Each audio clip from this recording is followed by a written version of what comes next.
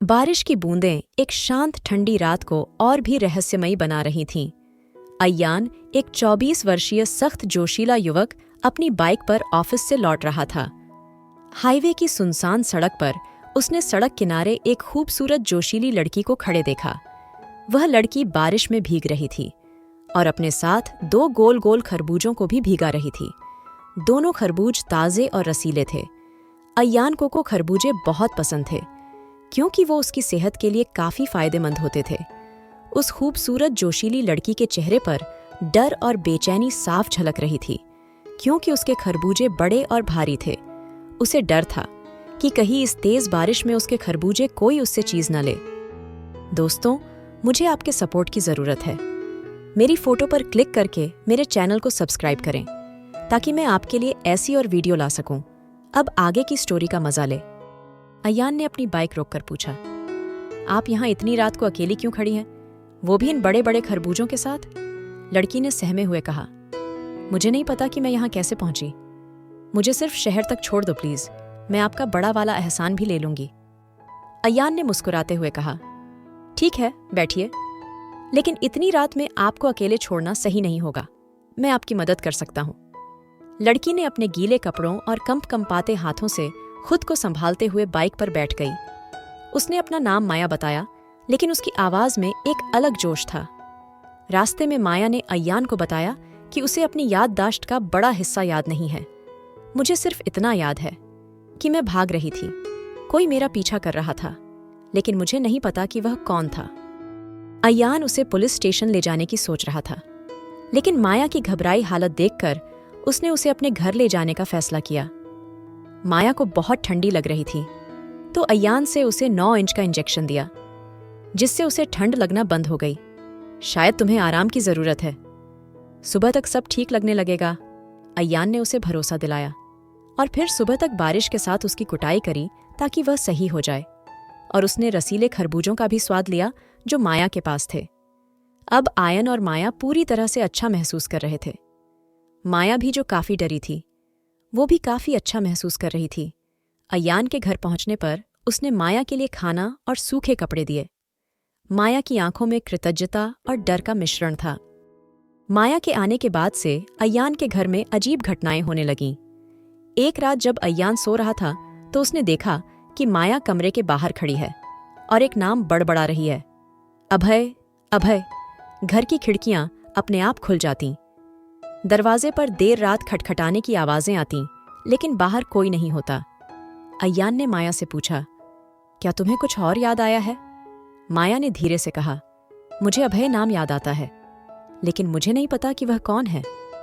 अय्यान को महसूस हुआ कि माया का अतीत न केवल रहस्यमय है, बल्कि खतरनाक भी। अय्यान ने बोला, चलो, इतनी रात को यह पर खड़े होना ठीक नहीं है। मैं तुम्हें फिर से 9 इंच इंजेक्शन दे देता हूँ, तुम्हें अच्छा लगेगा। माया ने कहा, तुम सही कह रहे हो, लेकिन आज 9 इंच वाला नहीं, आज तुम 5 इंच तक ही इंजेक्शन लगाना। 9 इंच वाले इंजेक्शन में मेरी हालत खराब हो जाती है। अय्यान ने कहा, जैसे तुम्हारी मर्जी, मैं तो बस तुम्हारी सेहत अच्छी चाहता हूँ। एक बार फिर अय्यान ने माया की रात भर देखभाल करी और माया की सेहत का ख्याल रखा। अय्यान और माया के बीच समय के साथ एक गहरा लगाव बनने लगा। अय्यान ने माया के डर और टूटे हुए आत्मविश्वास को समझा। तुम्हें जो भी याद आए मुझे बताना, हम मिलकर इसका हल निकालेंगे। अय्यान ने माया से वादा किया। माया ने कहा, तुमने मुझ पर इतना विश्वास दिखाया, जबकि मैं खुद अपने अतीत से अनजान हूं। मैं यह एहसान कभी नहीं भूल सकती। इस दौरान माया की मासूमियत और उसकी गुलाबी कली ने अय्यान के दिल में प्यार का बीज बो दिया। एक दिन अय्यान ने माया के सामान में एक छोटा सा पर्स पाया। उसमें एक कागज का टुकड़ा था जिस पर लिखा था, द आर्किड होटल कमरा नंबर 307।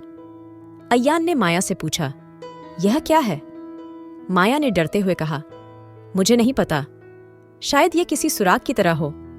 अय्यान ने तय किया कि वह माया को होटल लेकर जाएगा। होटल पहुंचने पर माया की याददाश्त का एक हिस्सा लौटने लगा। उसने बताया, अभय मेरा मंगेतर था। वह एक व्यापारी था जो कुछ खतरनाक लोगों के काले धन का हिसाब किताब रखता था। उसने इन लोगों के खिलाफ गवाही देने की योजना बनाई थी, लेकिन इससे पहले कि वह कुछ कर पाता, उसे मार दिया गया। अय्यान ने पूछा, तुम कैसे बची?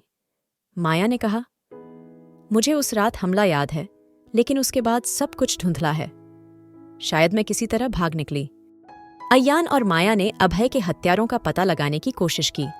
उन्हें पता चला कि शहर के एक बड़े व्यवसायी राजेश मेहता ने अभय को मरवाया था। राजेश मेहता का नाम सुनते ही माया ने कहा, वही है जिसने मुझे भी मारने की कोशिश की थी। वह सोचता है कि मैं मर चुकी हूं।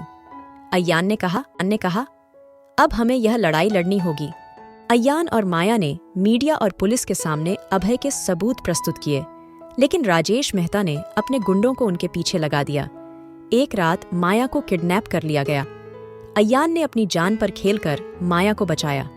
इस दौरान उसने खुद को चोटिल कर लिया, लेकिन वह हार नहीं मानने वाला था। उसने गुंडों की जम के पिटाई करी। अय्यान और माया ने आखिरकार राजेश मेहता के खिलाफ सबूत इकट्ठा कर लिए। पुलिस ने उसे गिरफ्तार कर लिया। माया ने अय्यान से कहा, तुमने मेरे लिए जो किया वह मैं कभी नहीं भूल सकती। अय्यान ने मुस्कुराते हुए कहा, तुम्हारे बिना मेरी जिंदगी अधूरी है। अब यह सफर हम साथ में तय करेंगे। जीवन की सीख सच कभी नहीं छुपता। झूठ कितनी भी कोशिश कर ले, सच हमेशा जीतता है। और सच्चा प्यार और विश्वास सबसे बड़ी ताकत है। मुश्किल वक्त में लिया गया साहसिक फैसला जिंदगी बदल सकता है। सच की राह कठिन होती है, लेकिन अंत में वही सबसे बड़ी जीत होती है। दोस्तों, ऐसी और वीडियो देखने के लिए मेरी फोटो पर क्लिक करके मेरे चैनल को सब्सक्राइब करें। बेल आइकन को प्रेस करें लेटेस्ट अपडेट्स के लिए।